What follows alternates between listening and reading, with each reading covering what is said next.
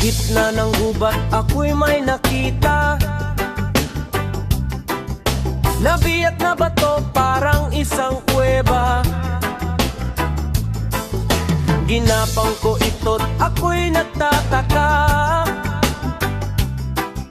dahil parang dooy mayroong nakatira.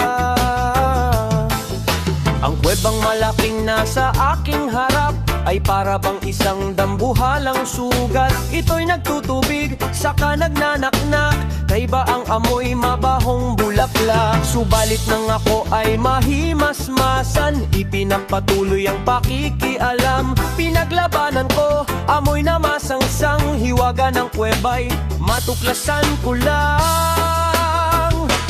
Habang pumapasok ako'y nadupilas sa mabahong kuwebang parang nilamutak. Subalit ako nga'y biglang napaatras, di lang pala ako ang naroon sa butas. Kaya naman pala masama ang amoy, sa labas ng kuweba ang siyang sumisimoy. Dahil mayroon doon na nagpupurulong malalaking taong mga nakabarong.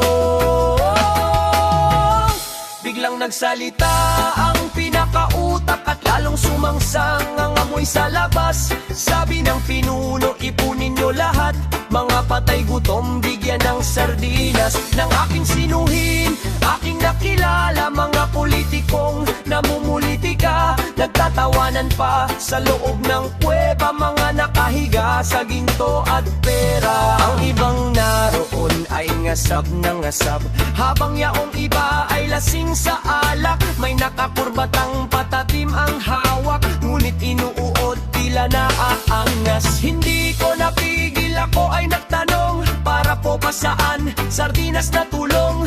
Para sa botanteng mga patay gutom, panghakat ng boto ngayon pong eleksyon.